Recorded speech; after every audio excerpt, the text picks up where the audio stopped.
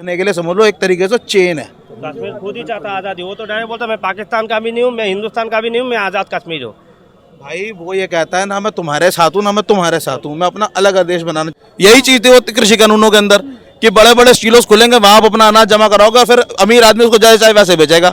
और लोगों ने क्या बोला यहाँ पे, ये मोदी के खिलाफ है। अरे भाई मोदी के खिलाफ नहीं है, आप लोगों के साथ खड़े होने की बात करी थी वो। तो क्योंकि मैं तुम्हारे साथ जो आया था संदीप में, मेरी तुम्हारी ये सिर्फ इसके तहत हुई थी कि हमारे को फौज की सर्विस आप दोगे, बाकी हमारे देश का संविधान तो चलता है वैसे चलेगा, जैसा हमारा पहले कानून था वैसे चलेगा। सुनो मेरी बात सुनो, इस बात का बहस का लड़ने का कोई मुद्दा नहीं भाई, पहले बात को समझो।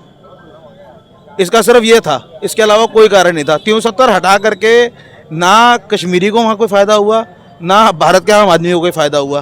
प्लॉट कितनों ने ले लिया, सिर्फ फायदा हुआ सिर्फ एक कॉर्पोरेट घराने को, जिसका फायदा हुआ। सुनो ना, हम लोग को फायदा हुआ है। पहले कश्मीर हम लोग जाने से पहले सोचते थे, एक बार नहीं 10 बार सोचते थे। आज ओपन जाते हैं, माल खरीदते हैं, भी फहरा लेते हैं। हाँ, सीधी सी बात है, फायदा है। चलो हम 370 माल हटाते हैं। सुनो ट्रेड रूट, टूरिस्ट सुनो भाई सुनो मेरी बात सुनो। आतंकवादी हमला का बात है। अब मैं बोलूं 370 धारा जो है ना, ट्रेड रूट ना पहले बनता हमारा कश्मीर के साथ, ना आज बनता ना आगे बंद होगा। धारा थी, धारा है, धारा नहीं रहेगी, जो भी रहेगा। ये ट्रेड रूट सुनो मेरी बात, का बात अलग हो गया, दोस्त डर का बात अलग हो गया। डर जो है ना, अगर डर वाली बात है, और देश में आज भी 8 लाख मिलिट्री जो है कश्मीर के अंदर डिप्लॉय की गई है, आज भी वहीं पर सेवा कर रही है देश की 8 लाख आर्मी। तो डर वाली बात मत करो कि डर का माहौल नहीं है, डर का माहौल है, क्योंकि वहाँ पे ना सिविलियन काम नहीं कर रहा खराब। वहाँ के पॉलिटिशियन, वहाँ के नेता और वहाँ के कुछ लोग ऐसे हैं जो दूसरी तरफ जा करके अपना दिमाग खराब कर, पब्लिक को परेशान कर रहे हैं। सिविलियन वहाँ का कोई खराब नहीं है। आप कश्मीरी से मिले नहीं हो, कश्मीरी से वर्तन, आपने कश्मीरी से मेल मिलाप नहीं रखा, आपको पता नहीं कश्मीरी कैसा होता है। जैसे बैठ के आया हूँ। अरे भाई जो उनके साथ रहो मिलो तो पता लगेगा आम कश्मीरी कैसा है। जितना वो इस देश का है ना, उतना यहाँ पर हम भी नहीं है। वो खुद बोलते तू लोग हिंदुस्तान से आए हो। अगर हम बोल दे कश्मीर दिल्ली से आए, हम बोल दे यूपी से आए, हम बोले बिहार से, अरे हिंदुस्तान से आया है। अरे ये क्या हिंदुस्तान का नहीं, हम हिंदुस्तानी नहीं है, ऐसा बोलते हैं वहाँ। वो वहाँ का पब्लिक। सुनो मेरी बात सुनो दोस्त। जिस दिन पहलगाम हमला हुआ था, उन्होंने क्या कहा था? कश्मीरियों के अपने बयान सुने थे आपने? अमन शांति आ रहा है, जो भी हो, इसीलिए उन लोग ये बयान दे रहा है। पहले ये हालत नहीं था, इसलिए वो लोग बयान भी वैसा नहीं दिया था। अब आपको पता है, अब सुनो, आज बयान भी वैसी दे रही है। इसलिए अभी टूरिस्ट बढ़ रहा है। अभी मेरे आने से पहले आप कहते कश्मीरी पंडितों के बारे में, कितने कश्मीरी पंडित 90 के अंदर मारे गए थे, ये पता आपको? उस टाइम तो मेरा जन्म ही नहीं हुआ। अरे भाई पढ़ा तो होगा कहीं पे, जब आपको ये पता आप फिर आप ये सवाल भी क्यों कर रहे हो कि उस टाइम पे कश्मीरी पंडित मारे गए थे? वो किताब दिखाई भाई मैं किताब की बात न्यूज में रखा है, आपने पढ़ा है बोला, न्यूज में भी पढ़ना सकेगा वो दोस्त। जितने अब सुनो, जितने मरे थे उस वहाँ पे हिंदू ना, उतनी संख्या के बराबर में 10-20 ऊपर नीचे मुसलमान भी वहाँ मरे थे उस टाइम पे। वो टेरर अटैक था, वो कश्मीरियों ने नहीं मार के भगाया था वहां से हिंदुओं को, ठीक है ना? उनके साथ भी उनके साथ वो भी पिटे थे, लेकिन क्या है, एजेंडा के लिए सरकार विपक्ष में थी कमजोर भाजपा की, उन्होंने एजेंडा फैलाया, सिर्फ बात इतनी है और कुछ नहीं है।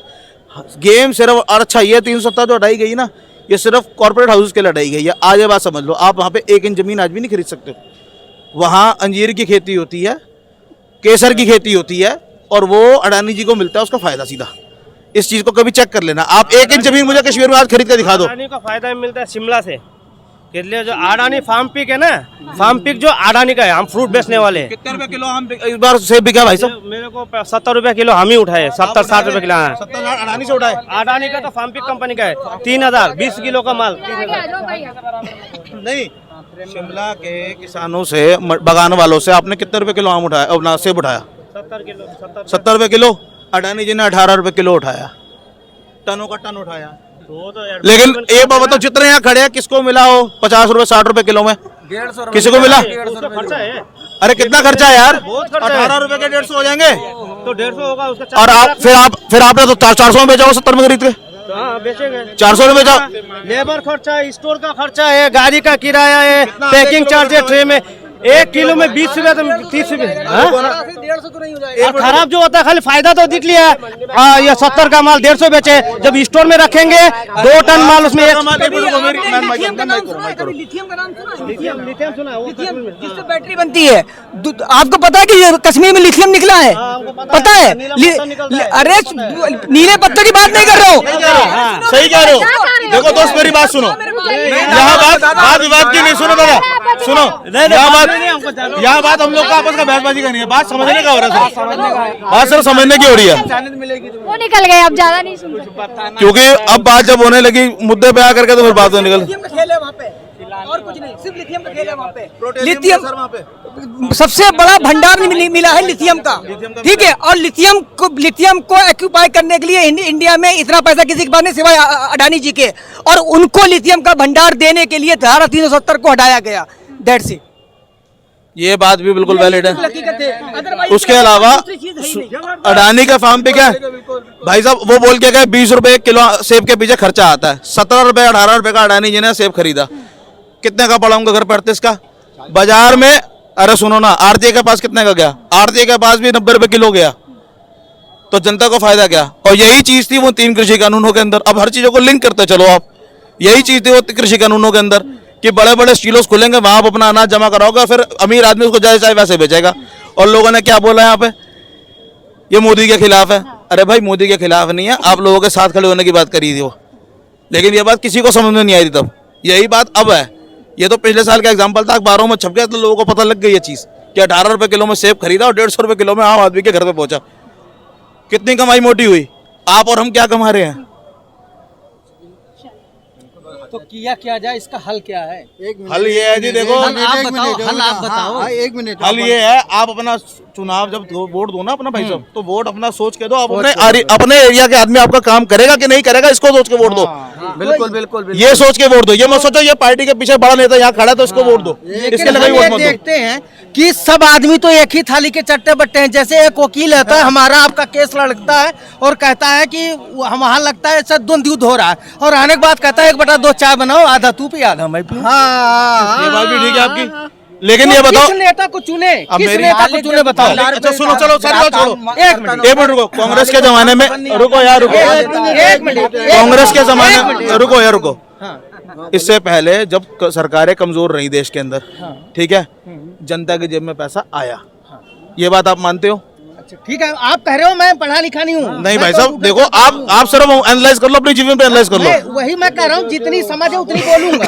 अंगूठा छाप आदमी को पढ़ा लिखा नहीं हूँ, फिर भी मेरी- जितनी समझ है उतनी बोलूंगा। मेरी बात सुनो, हाँ जब सरकार फुल मेजोरिटी में होती है ना, हाँ। कहीं भी हो, चाहे वो कांग्रेस की बना दो, चाहे वो भाजपा की बनाओ, चाहे वो आम आदमी की बनाओ, चाहे वो चौथे किसी नए दल की बना दो, ठीक है। आप फुल मेजोरिटी जैसे की सरकार बनाओगे, वो डंडा तंत्र चलाएगा। अगर सरकार जाने का खतरा रहेगा तो वेलनेस का काम, सोशल वेलफेयर का काम होगा, सामाजिक काम होंगे, लोगों की जेब में पैसा आएगा। ठीक है, बस ये है मेरा कहने का मतलब। मैं अमेठी क्षेत्र, एक मिनट, मैं अमेठी क्षेत्र का रहने वाला हूँ। वहाँ पे क्या कहते हैं, तुम्हारे इंदिरा, सोनिया, राजीव, तुम्हारे तो ये क्या कहते हैं, नहीं प्रियंका तो बाद में गई, उसको दूसरे को लड़ा दिया। ये सारे वहीं से कहाँ से बने प्रधानमंत्री, कहाँ से बने? अमेठी से। अमेठी से बने। आज वहाँ चलो, मैं लेके चलता हूँ आपको, वहाँ चल के देखो क्या हालत है। अगर एक सांसद, एक विधायक, एक प्रधानमंत्री काम नहीं कर सकता तो किस बात का है? हम तो सीधा, एक मिनट, हम तो सीधा इतनी बात जानते हैं।